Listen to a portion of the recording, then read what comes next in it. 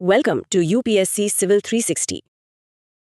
Today we are going to discuss physical geography from the Udan magazine of PW Only IAS. So let's begin. Today हमारी discussion का focus रहेगा on the Earth's atmosphere. तो journey शुरू करने से पहले source की शुरुआत एक बेसिक सवाल से होती है। एटमॉस्फेयर आखिर है क्या? हम इसे फॉर ग्रांटेड लेते हैं, पर सोर्स कहता है कि ये गैसेस, वाटर वेपर और डस्ट पार्टिकल्स का एक कॉम्प्लेक्स मिक्सचर है। और एक फैसिनेटिंग बात यह है कि एटमॉस्फेयर का 99% मास अर्थ की सरफेस से सिर्फ 32 किलोमीटर्स के भीतर ही कॉन्सेंट्रेटेड है। पर ये स्पेस में फैला क्यों नहीं? इसे कौन सी चीज पकड़ कर रखती है? ये ग्रेविटी का कमाल है। पृथ्वी की जो ग्रेविटेशनल फोर्स है वो हवा के मॉलिक्यूल्स को अपनी ओर खींच कर रखती है, एक अदृश्य कंबल की तरह। इसीलिए सतह के पास हवा घनी होती है और ऊपर जाते जाते एकदम पतली हो जाती है। और जो आपने 32 किलोमीटर वाली बात कही, वो कॉन्सेंट्रेशन ही एक तरह से वो स्वीट स्पॉट है जिसने लाइफ को पॉसिबल बनाया। अगर ये ज्यादा फैला होता तो हवा सांस लेने के लिए बहुत पतली होती, और अगर और भी डेंस होता तो प्रेशर इतना ज्यादा होता कि हम कुचल जाते।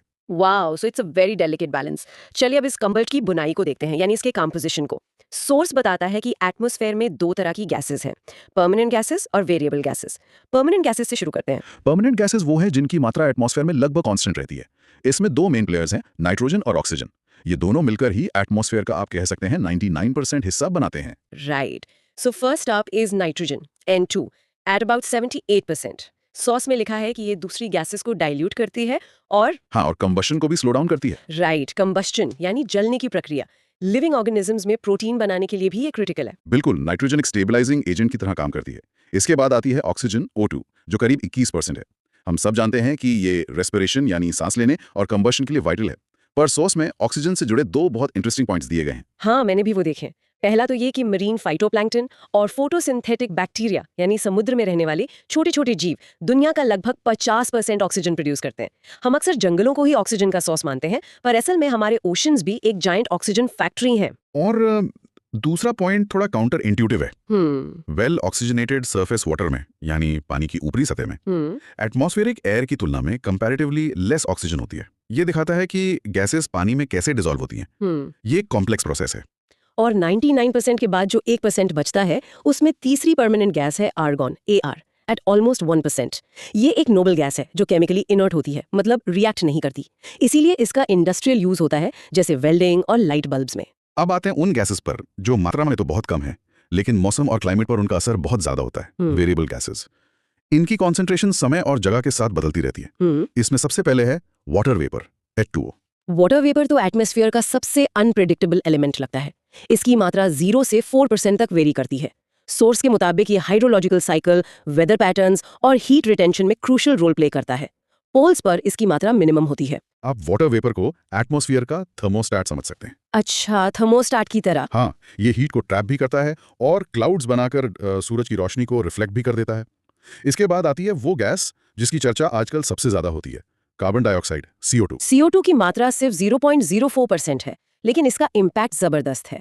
सोर्स में बताया गया है कि ये इनकमिंग शॉर्टवेव सोलर रेडिएशन के लिए ट्रांसपेरेंट है, लेकिन आउटगोइंग लॉन्ग वेव रेडिएशन के लिए ओपेक है। सरल शब्दों में इसका क्या मतलब हुआ? इसका मतलब है कि CO2 सूरज की रोशनी को तो आसानी से पृथ्वी तक आने देती है, लेकिन जब जमीन गर्म होकर उस हीट को वापस स्पेस में भेजती है तो ये CO2 उसे एक कंबल की तरह रोक लेती है। इसी वजह से इसे एक की ग्रीन हाउस गैस कहते हैं, और यही ग्लोबल वार्मिंग की जड़ है। Got it. अगली वेरिएबल गैस है ओजोन, O3। ये स्ट्रेटोस्फीयर में कॉन्सेंट्रेटेड है और हमारे प्लैनेट के लिए एक प्रोटेक्टिव शील्ड की तरह काम करती है, जो सन से आने वाली हार्मफुल UV रेज को एब्जॉर्ब कर लेती है। बिल्कुल, ओजोन लेयर हमारे प्लैनेट का अपना सनस्क्रीन है। ये वो हीरो है जिसके बारे में हम तब तक नहीं सोचते जब तक उसमें छेद ना हो जाए। फाइनली सोर्स में अदर गैसेस का भी मेंशन है, जैसे methane, CH4, neon, Ne, helium, H2 और क्रिप्टॉन, Kr। ये ट्रेस अमाउंट्स में है, पर एटमॉस्फेरिक केमिस्ट्री में इनके भी इंपॉर्टेंट रोल्स हैं। लिसनर्स की क्लैरिटी के लिए सोर्स में एक टेबल भी दी गई है। उसे वर्ड फॉर वर्ड पढ़ने की बजाय की टेकअवे ये है कि 99% नाइट्रोजन और ऑक्सीजन है, आर्गॉन लगभग 1% है, और बाकी सब कुछ, जिसमें कार्बन डाइऑक्साइड भी शामिल है, वो उस 1% का भी एक छोटा सा फ्रैक्शन है। एग्जैक्टली। और ये दिखाता है कि कैसे CO2 जैसी गैस, जो पार्ट्स पर मिलियन ppm में मापी जाती है, मतलब 10 लाख मॉलिक्यूल्स में से सिर्फ कुछ 100 मॉलिक्यूल्स, पूरे प्लैनेट का थर्मल बैलेंस बिगाड़ सकती है। टेबल के नीचे एक नोट भी है जो रीएम्फसाइज करता है कि वाटर वेपर लोकेशन और एल्टीट्यूड के आधार पर सिग्निफिकेंटली वेरी करता है। डेजर्ट रीजन्स में लगभग 0% से लेकर ट्रॉपिकल क्लाइमेट्स में 4% तक। कॉम्पोजिशन समझने के बाद अब अपनी इमेजिनरी रॉकेट जर्नी को स्टार्ट करते हैं और एटमॉस्फेयर के स्ट्रक्चर को समझते हैं। सोर्स कहता है कि पृथ्वी का एटमॉस्फेयर टेम्परेचर के आधार पर सेवरल डिस्टिंक्ट लेयर्स में डिवाइडेड है। हम बॉटम अप अप्रोच फॉलो करेंगे। Ready for launch? तो सबसे पहली लेयर जिसमें हम और आप अभी बैठे हैं वो है ट्रोपोस्फेयर। ट्रोपोस्फियर जमीन से लेकर करीब 13 किलोमीटर की ऊंचाई तक है। इसे एटमॉस्फेयर की वेदर किचन कह सकते हैं, क्योंकि सारे वेदर चेंजेस, बादल, बारिश, तूफान और लगभग सारी बायोलॉजिकल एक्टिविटीज इसी लेयर में होती हैं। इसमें वाटर वेपर और डस्ट पार्टिकल्स की कॉन्सेंट्रेशन सबसे ज्यादा होती है। यहाँ एक इंपॉर्टेंट पॉइंट है, ट्रोपोस्फेयर की हाइट हर जगह एक जैसी नहीं होती। ये इक्वेटर पर ज्यादा ऊंची, करीब 18 किलोमीटर तक, और पोल्स पर कम ऊंची, करीब 8 किलोमीटर होती है। ऐसा क्यों? ऐसा इसलिए है क्योंकि इक्वेटर पर जमीन ज्यादा गर्म होती है, जिससे हवा की स्ट्रॉन्ग वर्टिकल करंट्स, जिन्हें कन्वेक्शनल करंट्स कहते हैं, हीट को ज्यादा ऊंचाई तक ट्रांसपोर्ट कर देती हैं। इसे आप एक बड़े बर्तन में उबलते पानी की तरह समझ सकते हैं, जहां भाप ज्यादा ऊंची तक उठती है। और टेम्परेचर का क्या? जैसे जैसे हम इस लेयर में ऊपर जाते हैं, टेम्परेचर कम होता जाता है। सोर्स के मुताबिक ये रेट है रफली 1 डिग्री सेल्सियस पर 165 मीटर्स ऑफ असेंट। इसे नॉर्मल लैप्स रेट कहते हैं। बिल्कुल, पहाड़ों पर चढ़ते हुए हमें जो ठंडक महसूस होती है वो इसी लैप्स रेट का नतीजा है। और ट्रोपोस्फेयर के टॉप पर एक बाउंड्री है जिसे ट्रोपोपॉज कहते हैं। ये एक तरह से मौसम की दुनिया पर एक अदृश्य ढक्कन की तरह है। अगर आपको हमारी इनिशिएटिव पसंद आ रहा हो तो हमें सब्सक्राइब करके हमारा सपोर्ट करें। साथ ही इस वीडियो को अपने टेलीग्राम स्टडी ग्रुप्स में शेयर करें। तो ट्रोपोपॉज को पार करते ही हम एक बिल्कुल अलग शांत दुनिया में पहुंच जाते हैं, स्ट्रेटोस्फेयर में, जो करीब 13 से 50 किलोमीटर तक फैली है। यहाँ मौसम की उथल-पुथल खत्म हो जाती है और एक अजीब बात होती है, ऊपर जाने पर ठंड लगने की बजाय गर्मी बढ़ने लगती है। ऐसा क्यों? इसका कारण है इस लेयर में मौजूद हीरो the ozone layer. Ozone gas सूरज से आने वाली harmful high energy UV radiations को एब्जॉर्ब करती है। इस एनर्जी एब्जॉर्प्शन की वजह से स्ट्रेटोस्फेयर ऊपर की तरफ गर्म होती जाती है। यही वजह है कि कमर्शियल प्लेन्स इसी लेयर में फ्लाई करना पसंद करते हैं। यहाँ बादल या टर्बुलेंस नहीं होते, जिससे फ्लाइट स्मूथ रहती है। इंटरेस्टिंग। जेट स्ट्रीम्स, जो high altitude fast flowing winds हैं, वो भी लोअर स्ट्रेटोस्फीयर में ही बहती हैं और हमारे वेदर पैटर्न्स को इन्फ्लुएंस करती हैं। तो स्ट्रेटोस्फीयर शांत होकर भी हमारे मौसम पर असर डालता है। अब 50 किलोमीटर से ऊपर चलते हैं मीजोस्फीयर में। मीजोस्फीयर, जो 50 से 80 किलोमीटर तक है, हमारे प्लानेट का एक तरह से कॉस्मिक शील्ड है। सोचिए, स्पेस से हजारों पत्थर रोज हमारी तरफ आते हैं, लेकिन एटमॉस्फेयर की ये लेयर फ्रिक्शन से उन्हें जलाकर राख कर देती है। हम जिसे टूटता तारा या शूटिंग स्टार समझकर विश मांगते हैं, वो असल में हमारे एटमॉस्फेयर का डिफेंस मैकेनिज्म इन एक्शन है। Wow, what a perspective. और टेम्परेचर के मामले में मीजोस्फीयर में फिर से ट्रेंड रिवर्स हो जाता है।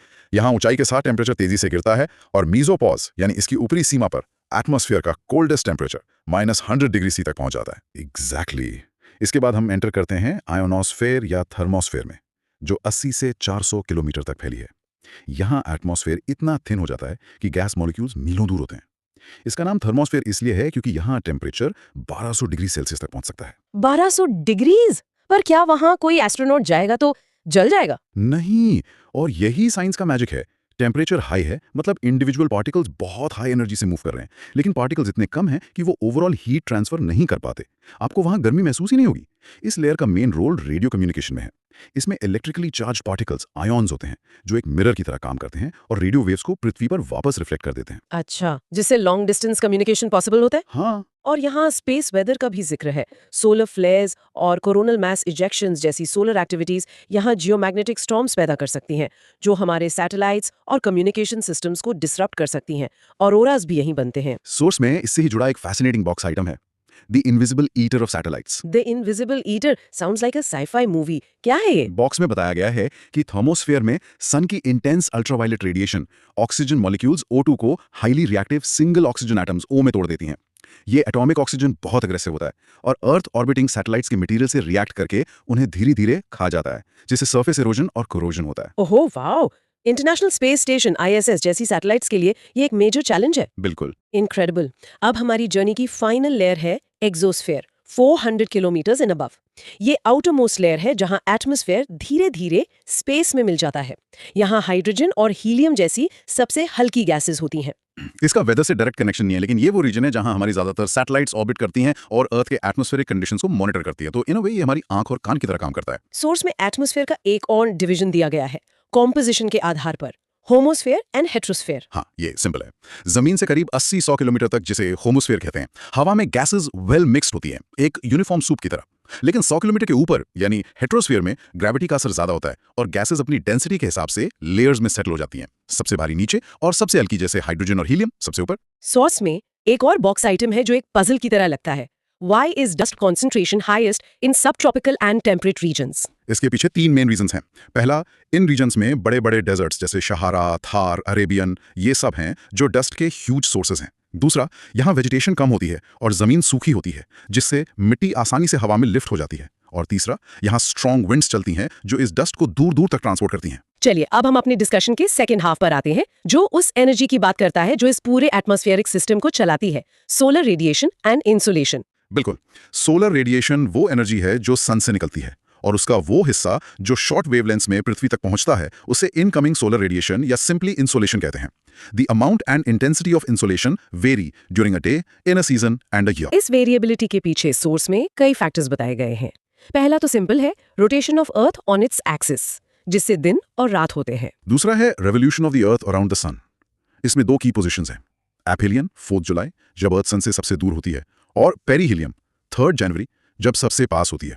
सरप्राइजिंगली हमें सबसे ज्यादा इंसुलेशन 3 जनवरी को मिलती है जब नॉर्दर्न हेमिस्फीयर में सर्दियां होती हैं। ये दिखाता है कि अर्थ की सन से दूरी सीजन्स के लिए मेन फैक्टर नहीं है। मेन फैक्टर तीसरा पॉइंट है, Earth's axis is angled at 66.5 degree with its orbital plane. ये झुकाव ही है जो सीजन्स का असली कारण है। करेक्ट। चौथा फैक्टर है angle of the sun's rays. Equator पर किरणें सीधी पड़ती हैं सो एनर्जी कॉन्सेंट्रेटेड होती हैं। पोल्स की तरफ किरणें तिरछी स्लैंट हो जाती हैं सो वही एनर्जी बड़े एरिया में फैल जाती है और इंटेंसिटी कम हो जाती है। इसे टॉर्च की सीधी और तिरछी रोशनी से समझ सकते हैं। पांचवा फैक्टर है transparency of the atmosphere. Clouds, dust, pollutants ये सब इंसुलेशन को रिफ्लेक्ट, स्कैटर और एब्जॉर्ब करते हैं, जिससे सरफेस तक पहुंचने वाली एनर्जी कम हो जाती है। और छठा है कॉन्फ़िगरेशन ऑफ लैंड, यानी जमीन का ओरिएंटेशन। नॉर्दर्न हेमिस्फीयर में साउथ फेसिंग स्लोप्स को ज्यादा धूप मिलती है। बिल्कुल। अब आते हैं एक बहुत इंपॉर्टेंट कॉन्सेप्ट पर, एल्बीडो। एल्बीडो का कॉन्सेप्ट बहुत सिंपल है। गर्मियों में हम लाइट कलर्ड कपड़े क्यों पहनते हैं? क्योंकि वो हीट को रिफ्लेक्ट करते हैं। डार्क कलर्ड कपड़े हीट एब्जॉर्ब करते हैं। बस यही एल्बीडो है। It's the proportion of incident light that is reflected by a surface. Exactly.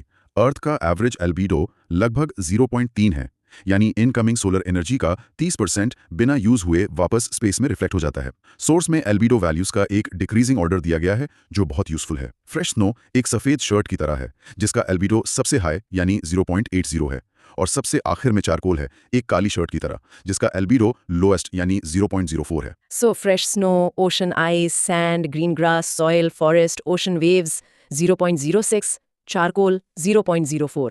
ये ऑर्डर याद रखना इंपॉर्टेंट है। सोर्स में ये भी बताया गया है कि सुबह और शाम सूरज का लाल दिखना और आसमान का नीला दिखना स्कैटरिंग ऑफ लाइट का रिजल्ट है। इसी से जुड़ा एक और बॉक्स है क्लाउड एल्बीडो पर। क्लाउड्स की एक डुअल पर्सनैलिटी होती है।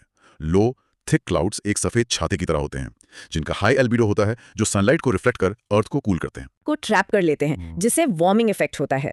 So clouds can be both coolers and warmers. अब देखते हैं special distribution of insolation on earth surface. Wait a minute, source में लिखा है कि सब ट्रॉपिकल डेजर्ट्स में हाईएस्ट इंसुलेशन रिसीव होती है, इक्वेटर पर नहीं।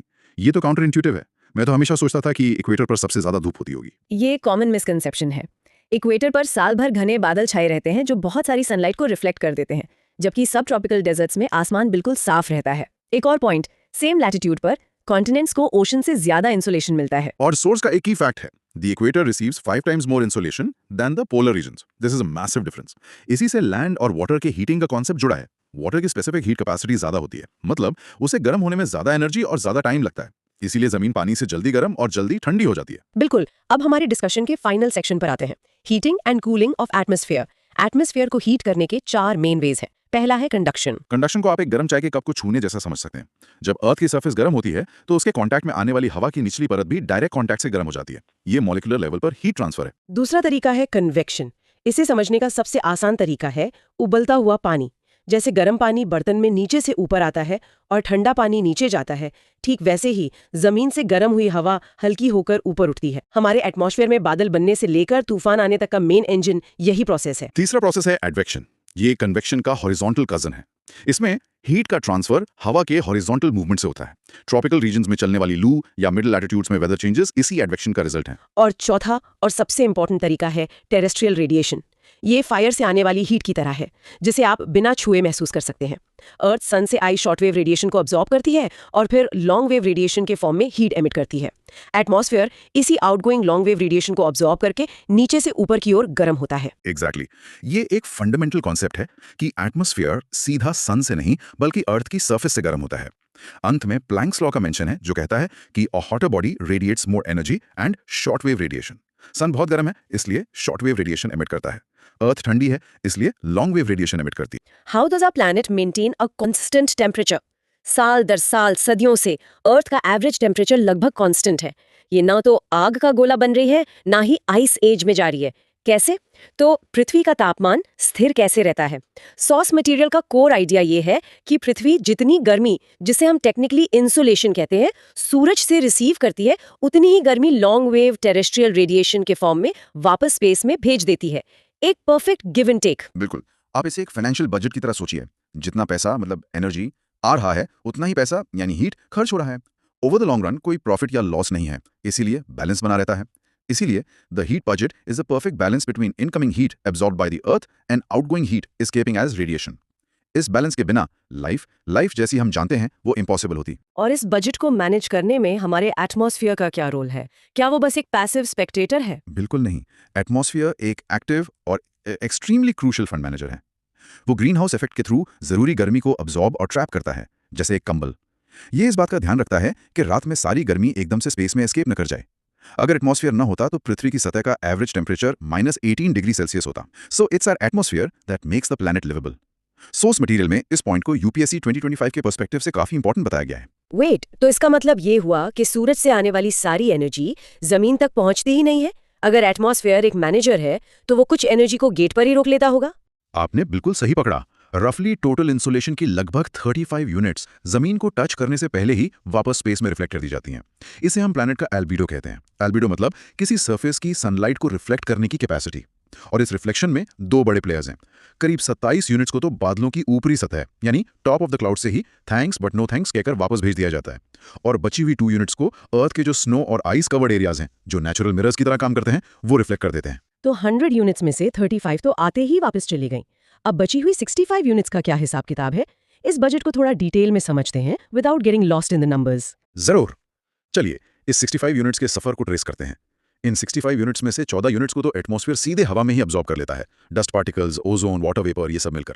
बाकी बची 51 यूनिट्स, ये वो एक्चुअल एनर्जी है जो जमीन तक यानी अर्थ के सरफेस तक पहुंचती है और उसे गर्म करती है। इसमें से 34 यूनिट्स डायरेक्ट सनलाइट से आती हैं और 17 यूनिट्स स्कैटर्ड लाइट से, जिसे हम डिफ्यूज डे लाइट कहते हैं।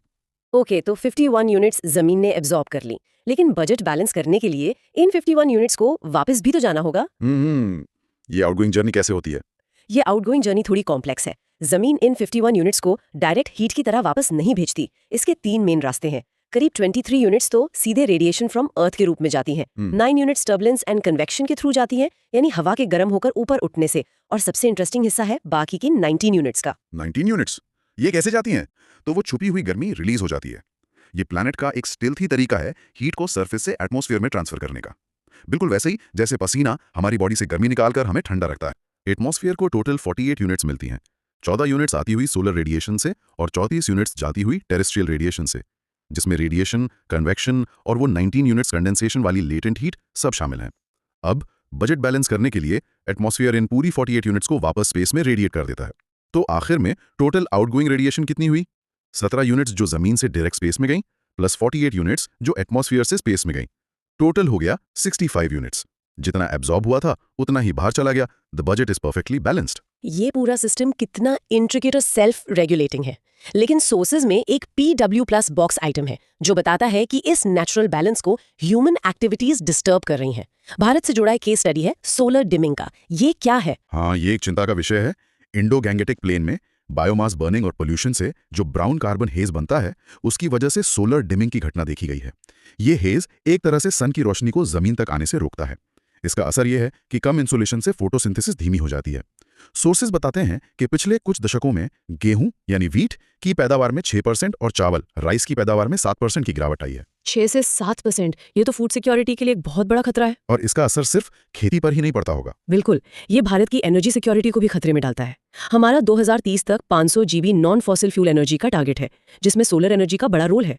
लेकिन ये है सोलर पैनल्स की एफिशिएंसी को कम कर देता है, जिससे उस टारगेट को अचीव करना और मुश्किल हो सकता है। तो हमने अभी समझा कि ग्लोबल लेवल पर हीट बजट बैलेंस्ड है, लेकिन ये थोड़ा काउंटर इंट्यूटिव लगता है। हम सब जानते हैं कि पोल्स पर बर्फ जमी है और ट्रॉपिक्स में गर्मी से बुरा हाल है। अगर बजट बैलेंस्ड है तो पूरे प्लैनेट पर टेम्परेचर एक जैसा क्यों नहीं है? बहुत अच्छा सवाल है। यही इस कहानी का अगला चैप्टर है।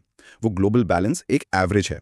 अगर हम लैटिट्यूडनल रेडिएशन डिस्ट्रीब्यूशन को देखें तो 40 डिग्रीज नॉर्थ और साउथ लैटिट्यूड्स के बीच के इलाके में यानी ट्रॉपिक्स में वहां आने वाली एनर्जी जाने वाली एनर्जी से ज्यादा है, वहां रेडिएशन सरप्लस है, जबकि पोल्स के पास के इलाकों में इसका उल्टा है, वहां रेडिएशन डेफिसिट है। तो फिर प्लैनेट का ओवरऑल टेम्परेचर बैलेंस कैसे होता है? अगर ट्रॉपिक्स लगातार गर्म और पोल्स लगातार ठंडे होते जा रहे हैं तो सिस्टम तो कोलैप्स हो जाना चाहिए। और वहीं पर नेचर का ब्रिलियंट इंजीनियरिंग सिस्टम काम आता है, नेचुरल हीट रीडिस्ट्रीब्यूशन। प्लैनेट इस इम्बैलेंस को ठीक करने के लिए ट्रॉपिक्स से एक्स्ट्रा गर्मी को सिस्टमैटिकली हवाओं मतलब विंड्स और समुद्री धाराओं ओशन करंट्स के जरिए पोल्स की तरफ ट्रांसपोर्ट करता है। ये एक ग्लोबल कन्वेयर बेल्ट की तरह काम करता है, जिससे पूरे ग्रह का तापमान आपस में संतुलित रहता है। तो इससे हमारा अगला टॉपिक निकल कर आता है टेम्परेचर। चलिए अब टेम्परेचर डिस्ट्रीब्यूशन की बात करते हैं। टेम्परेचर सिंपली किसी भी चीज के हॉट या कोल्ड होने का मेजर है। ज्योग्राफी में टेम्परेचर पैटर्न्स को समझने के लिए हम आइसोथर्म्स का इस्तेमाल करते हैं। ये इमेजिनरी लाइंस हैं जो मैप पर उन जगहों को जोड़ती हैं जहां का टेम्परेचर एक जैसा है। जैसे जैसे सूरज की पोजीशन बदलती है, ये लाइंस भी शिफ्ट होती रहती हैं। और इन आइसोथर्म्स के पैटर्न में नॉर्दर्न और सदर्न हेमिस्फीयर में क्या कोई बड़ा फर्क दिखता है? हाँ, हेमिस्फेरिक डिफरेंस काफी क्लियर है। नॉर्दर्न हेमिस्फीयर में जमीन यानी लैंड मास बहुत ज्यादा है और जमीन पानी के मुकाबले जल्दी गर्म और जल्दी ठंडी होती है। इसलिए वहां आइसोथर्म्स काफी इररेगुलर और आपस में पास मतलब क्लोजली स्पेस्ड होती हैं। इसके विपरीत सदर्न हेमिस्फीयर में समुद्र ओशंस का डोमिनेंस है। पानी धीरे धीरे गर्म और धीरे धीरे ठंडा होता है, इसलिए वहां आइसोथर्म्स ज्यादा रेगुलर और एक दूसरे से दूर वाइडली स्पेस्ड होती हैं। तो इन आइसोथर्म्स का शिफ्ट होना लैंड और वाटर के इस अलग अलग नेचर पर डिपेंड करता है। ये गर्मियों और सर्दियों में कैसे बिहेव करती हैं? बिल्कुल, इसका मुख्य कारण लैंड वाटर हीट डिफरेंसेस ही हैं। नॉर्दर्न हेमिस्फीयर में गर्मियों में जुलाई में जमीन समुद्र से ज्यादा गर्म होती है, इसलिए जब आइसोथर्म्स जमीन से समुद्र की तरफ जाती हैं तो वो पोलवर्ड यानी ध्रुव की तरफ मुड़ जाती हैं। इसके आगे सर्दियों में जनवरी में जमीन समुद्र से ज्यादा ठंडी हो जाती है, इसलिए आइसोथर्म्स समुद्र के ऊपर नॉर्थ की तरफ और महाद्वीप के ऊपर साउथ की तरफ डेविएट करती हैं। इसमें ओशन करंट्स का भी तो इंपॉर्टेंट रोल होगा। मैंने सुना है वो यूरोप को गर्म रखते हैं। बहुत इंपॉर्टेंट। वार्म ओशन करंट्स जैसे गल्फ स्ट्रीम और north Atlantic drift north Atlantic ocean को काफी गर्म रखते हैं। इस वजह से आइसोथर्म्स वहां नॉर्थ की तरफ खिसक जाती हैं, यूरोप को सर्दियों में भी अपेक्षाकृत गर्म रखते हुए। वहीं दूसरी तरफ ठंडी करंट्स इसके आगे इक्वेटर वर्ड शिफ्ट लाती हैं। ओशंस अपनी हाई स्पेसिफिक हीट कैपेसिटी की वजह से गर्मी को ज्यादा देर तक होल्ड कर सकते हैं, जबकि लैंड मास जल्दी से हीट लूज कर देते हैं। सोर्स में टेम्परेचर अनोमली का भी जिक्र है, ये क्या कॉन्सेप्ट है? टेम्परेचर अनोमली का मतलब है किसी जगह के एक्चुअल टेम्परेचर और उसकी लैटिट्यूड के एवरेज टेम्परेचर के बीच का अंतर। अगर किसी जगह का टेम्परेचर एवरेज से ज्यादा है तो उसे पॉजिटिव अनोमली कहते हैं, जैसे सहारा डेजर्ट, और अगर टेम्परेचर एवरेज से कम है तो उसे नेगेटिव अनोमली कहते हैं, जैसे माउंट एवरेस्ट। ओके, तो अब तक हमने समझा कि टेम्परेचर हर जगह अलग अलग है। Let's list down the factors that control this temperature distribution. Latitude के अलावा और कौन से बड़े प्लेयर्स हैं? कई फैक्टर्स हैं। लैटिट्यूड तो सबसे बड़ा है, उसके बाद है ऑल्टीट्यूड। हम सब जानते हैं कि ऊंचाई बढ़ने पर तापमान घटता है। ऐसा इसलिए क्योंकि एटमॉस्फेयर नीचे से यानी जमीन से आने वाली रेडिएशन से गर्म होता है, ऊपर से नहीं। और ऊपरी हवा कम घनी मतलब लेस डेंस होती है। तीसरा है डिस्टेंस फ्रॉम द सी। समुद्र का एक मॉडरेटिंग इन्फ्लुएंस होता है जिसे हम लैंड एंड सी ब्रीज के रूप में महसूस करते हैं। ये कोस्टल एरियाज को एक्सट्रीम टेम्परेचर से बचाता है। इसके अलावा हवा और पानी का मूवमेंट भी तो मैटर करता है। जरूर। अगला फैक्टर है एयर मास, सर्कुलेशन और ocean currents. Warm air masses और करंट्स टेम्परेचर बढ़ाते हैं, जबकि कोल्ड एयर मासेज और करंट्स उसे घटाते हैं। फिर आते हैं प्रिवेलिंग विंड्स यानी प्रचलित हवाएं। हवा कहाँ से आ रही है ये वहां का टेम्परेचर तय करती है। इसके अलावा एस्पेक्ट ऑफ स्लोप्स मतलब ढलान सूरज की तरफ है या नहीं, डे नाइट साइकिल और एक modern factor urban heat island या UHI इफेक्ट भी इंपॉर्टेंट है, जहां शहरों का कॉन्क्रीट जंगल उन्हें आसपास के इलाकों से ज्यादा गर्म बना देता है। अब एक अजीब से फिनोमिनन पर आते हैं जिसके कुछ इफेक्ट्स तो हमने सुने हैं, टेम्परेचर इन्वर्जन। इन्वर्जन का एक बड़ा अजीब सा इफेक्ट मेंशन किया गया है कि इससे स्मॉग बनता है। हाँ, जब टेम्परेचर इन्वर्जन होता है तो नॉर्मल एटमॉस्फेरिक कंडीशंस उल्टी हो जाती हैं। निचला एटमॉस्फेयर स्टेबल हो जाता है, हवा का वर्टिकल मूवमेंट रुक जाता है। इससे स्मोक, डस्ट और दूसरे पोल्यूटेंट्स नीचे ही एटमॉस्फेयर में फंस जाते हैं, जो शहरों में स्मोक बनाते हैं। लेकिन इसका एक फायदा भी है। पहाड़ी इलाकों में एयर ड्रेनेज होता है, यानी ठंडी हवा ढलान से नीचे बहती है। ये ऊपर एक गर्म हवा की परत बना देती है, जो नीचे लगे पौधों के लिए एक प्रोटेक्टिव शील्ड का काम करती है और उन्हें पाले मतलब फ्रॉस्ट से बचाती है। मैंने कभी सोचा नहीं था। तो इन्वर्जन के कारण ही ठंडी शांत रातों में दूर की आवाजें भी साफ सुनाई देती हैं, जैसे दूर से आती ट्रेन की आवाज। ये कोई कहावत नहीं, इसके पीछे साइंस है। बिल्कुल, ये 100% साइंस में, और इसका कारण भी टेम्परेचर इन्वर्जन ही है। ठंडी रातों में जमीन के पास की हवा ठंडी हो जाती है और इसके ऊपर गर्म हवा की एक लेयर बन जाती है। साउंड वेव्स गर्म हवा में तेजी से चलती हैं, इसलिए जो साउंड वेव्स ऊपर की तरफ जाती हैं वो गर्म लेयर से टकराकर नीचे जमीन की तरफ मुड़ जाती हैं। इससे साउंड दूर तक ट्रैवल करता है और हमें हाईवे या ट्रेन की आवाजें भी साफ सुनाई देती हैं। अगर आपको हमारे इनिशिएटिव पसंद आ रहा हो तो हमें सब्सक्राइब करके हमारा सपोर्ट करें। साथ ही इस वीडियो को अपने टेलीग्राम स्टडी ग्रुप्स में शेयर करें। चलिए अब इस टेम्परेचर इन्वर्जन को और गहराई से समझते हैं। इसका मतलब क्या है? टेम्परेचर का उल्टा हो जाना। नॉर्मल परिस्थिति में हम जैसे जैसे ट्रोपोस्फियर में ऊपर जाते हैं टेम्परेचर घटता है, लेकिन इन्वर्जन में इसका ठीक उल्टा होता है। ऊंचाई के साथ टेम्परेचर बढ़ने लगता है। ऐसा इसलिए होता है क्योंकि नीचे ठंडी भारी हवा की एक परत होती है और उसके ऊपर गर्म हल्की हवा की परत आ जाती है। और इसके लिए आदर्श स्थितियां यानी आइडियल कंडीशंस क्या होती हैं? ये कब होता है? इन्वर्जन के लिए कुछ खास कंडीशन चाहिए। पहली, लॉन्ग विंटर नाइट, ताकि जमीन से जाने वाली रेडिएशन, आउटगोइंग रेडिएशन, आने वाली रेडिएशन से ज्यादा हो और जमीन खूब ठंडी हो जाए। दूसरी, क्लियर एंड क्लाउडलेस स्काई, ताकि हीट आसानी से एस्केप कर सके। तीसरी, स्टिल एयर, ताकि हवा आपस में मिक्स ना हो। और चौथी, जमीन के पास ड्राई एयर। पोलर रीजन्स में तो ये साल भर होने वाली एक आम घटना है। क्या इसके अलग-अलग प्रकार भी होते हैं? हाँ, मुख्य रूप से 3 प्रकार हैं। पहला है सरफेस टेम्परेचर इन्वर्जन। ये जमीन के ठीक ऊपर वाली हवा में कंडक्शन यानी संपर्क से होता है। जब जमीन ठंडी होती है तो वो अपने कांटेक्ट वाली हवा को भी ठंडा कर देती है। अगर ये हवा अपने ड्यू पॉइंट से नीचे चली जाए तो फॉग फॉर्मेशन यानी कोहरा बनता है। ये हायर लैटिट्यूड्स में आम है। और दूसरा प्रकार जो पहाड़ों में होता है? वो है वैली इन्वर्जन। ये हिल्स एंड माउंटेन्स में होता है और इसका कारण है एयर ड्रेनेज। रात में ढलानों पर हवा ठंडी होकर भारी हो जाती है, फिर ग्रेविटी के कारण वो ढलानों से नीचे सरक कर घाटी वैली के निचले हिस्सों में इकट्ठी हो जाती है, जबकि गर्म हवा ऊपर रह जाती है। इसे ही एयर ड्रेनेज कहते हैं। और जैसा हमने पहले डिस्कस किया, ये घाटी में लगी फसलों को पाले से बचाता है। एनाबैटिक और कैटाबैटिक बिन्स का कॉन्सेप्ट भी इससे जुड़ा है ना? बिल्कुल। दिन में जो गर्म हवा घाटी से ऊपर ढलानों की तरफ चलती है उसे एनाबैटिक विंड कहते हैं, और रात में जो ठंडी हवा ढलान से नीचे घाटी की तरफ उतरती है उसे कैटाबैटिक विंड कहते हैं। वैली इन्वर्जन कैटाबैटिक विंड्स का ही नतीजा है। और तीसरा टाइप? तीसरा है फ्रंटल इन्वर्जन। ये तब होता है जब दो अलग अलग नेचर के एयर मास टकराते हैं। जब एक ठंडा एयर मास मतलब कोल्ड फ्रंट एक गर्म एयर मास वार्म फ्रंट के नीचे घुसकर उसे तेजी से ऊपर धकेल देता है तो नीचे ठंडी और ऊपर गर्म हवा की सिचुएशन बन जाती है। ये काफी अनस्टेबल होता है और मौसम बदलने पर नष्ट हो जाता है। तो इस इन्वर्जन के बड़े परिणाम क्या हैं? फॉग के अलावा और क्या कॉन्सिक्वेंसेस हैं? इसके कई महत्वपूर्ण परिणाम हैं। एक तो फॉग फॉर्मेशन है, जिसे हमने डिस्कस किया। पॉल्यूटेड एरियाज में ये फॉग पॉल्यूटेंट्स के साथ मिलकर स्मॉग बन जाता है, जो हेल्थ के लिए बहुत खतरनाक है। दूसरा है फ्रॉस्ट इम्पैक्ट। जब ऊपर की गर्म हवा में मौजूद नमी नीचे की ठंडी हवा के कारण फ्रीजिंग टेम्परेचर पर कंडेंस होती है तो पाला पड़ता है, जो फसलों और बागों को नुकसान पहुंचाता है। और बारिश पर इसका क्या असर होता है? यही इसका तीसरा परिणाम है, एटमॉस्फेरिक स्टेबिलिटी।